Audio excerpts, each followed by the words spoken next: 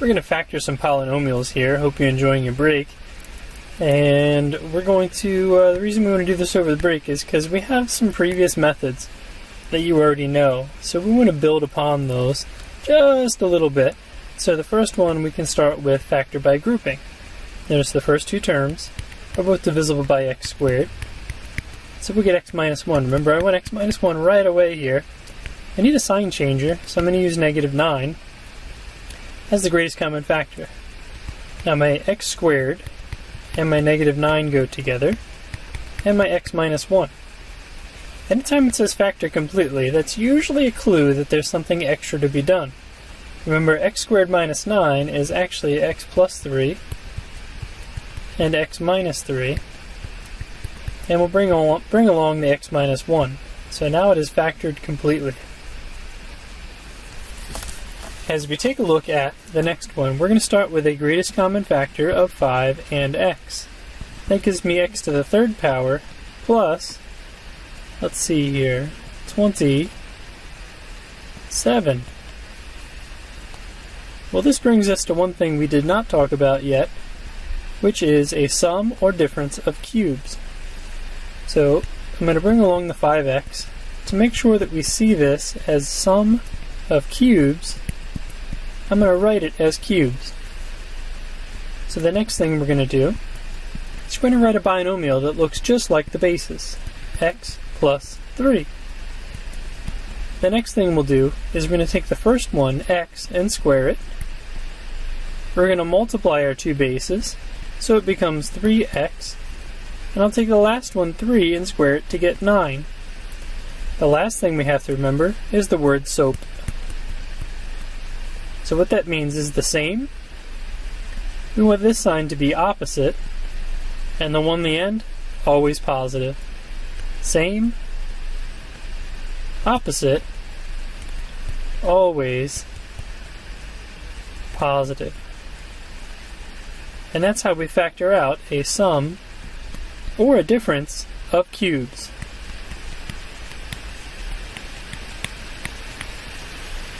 Don't worry, we have some more going on in this video. X to the 6th, this is even, which means I can factor it out into x to the 3rd and x to the 3rd. So it starts off as the difference of two squares. So this becomes 8 and this becomes 8. Plus and minus.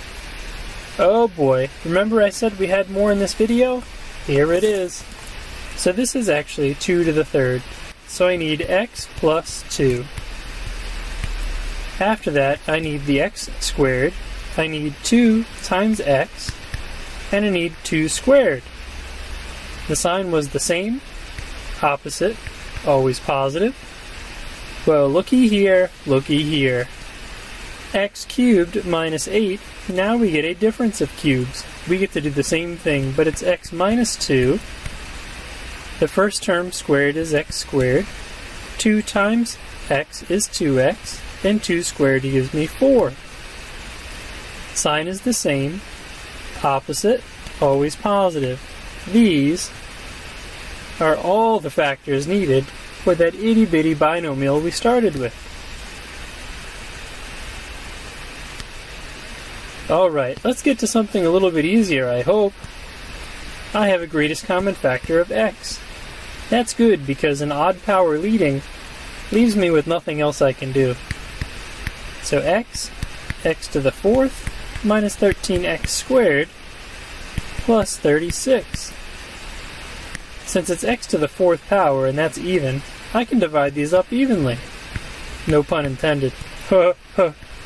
X squared and x squared. Now I'm putting in my minus signs because I know the signs are the same. They're both going to be negative. So what factors of 36 add up to 13? You got it. 4 and 9. Now wait a minute. This becomes a ridiculous amount of factoring. Plus 2 minus 2, plus 3 minus 3. Why? Because they're differences of squares. Look at that. When am I ever going to use something like this, Mr. Rotolo? This is just crazy.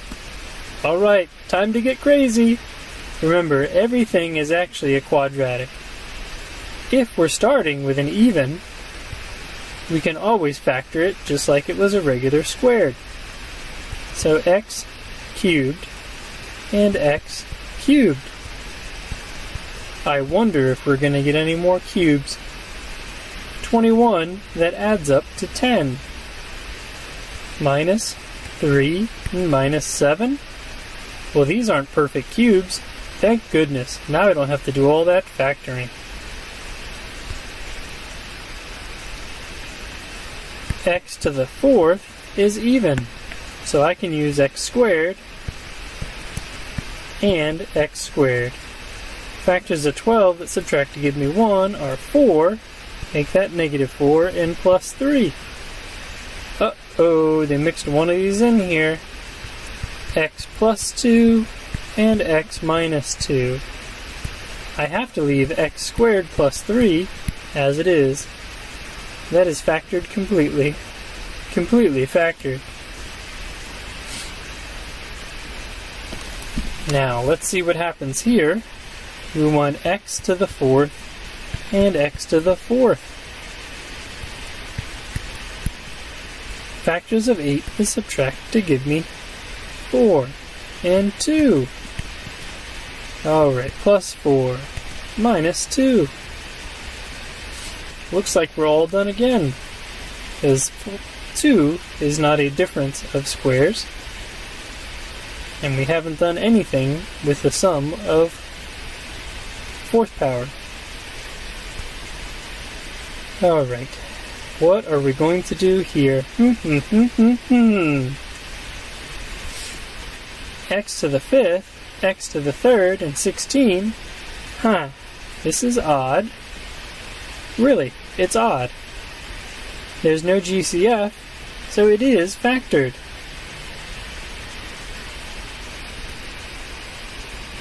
That means this one is factored, or we could say prime. Wait a minute, are you thinking about doing the quadratic formula? Remember, this is not quadratic, so we can't do that here. Alright, when are we going to use this? Well, let's tie together a few things we have done about these polynomials. If I can find out the solutions, aka factor them, especially something like this, I can find all the x-intercepts. And that would be helpful if somebody says, hey, can you graph this for me? They don't have to say hey. So let's put everything on one side.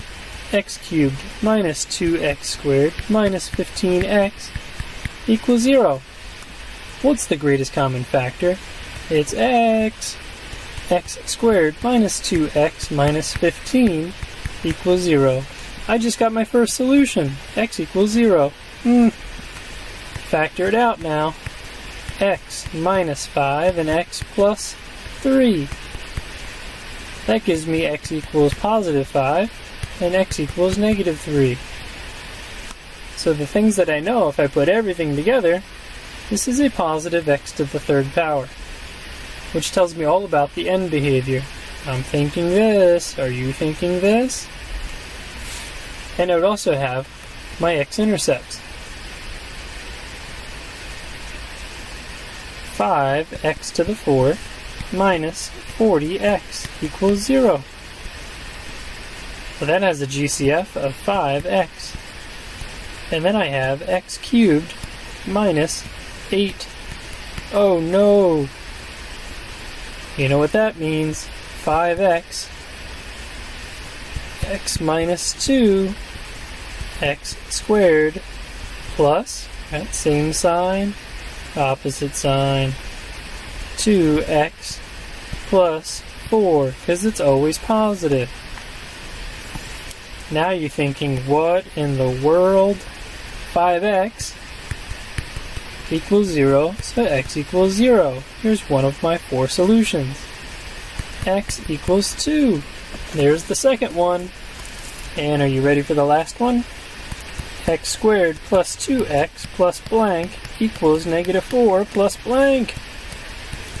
x plus 1 squared, I'm going to put in 1, equals negative 3. Take the square root, because that's what all the cool kids are doing. I root 3. And subtract 1. Negative 1, plus or minus, I root 3. Remember, that is 2 answers. So the only thing that shows up on my graph of a positive x to the 4th is 0 and 2. So its up-up behavior is going to hit those 2 points. My last 2 solutions are imaginary. That means they won't show up on the real number graph. Too bad. X squared and x squared. It's even, so why not? Let's factor it. Minus 4 minus 9. Oh boy. The difference of 2 squared has gone crazy. X plus 2, x minus 2, x plus 3, x minus 3. X equals plus or minus 2 and plus or minus 3. 4 answers. Got them all. Last one. Let's pick a special color for the last one. What should it be? Did you say? Suburban orange. You got it. I have the difference of 2 squares right here.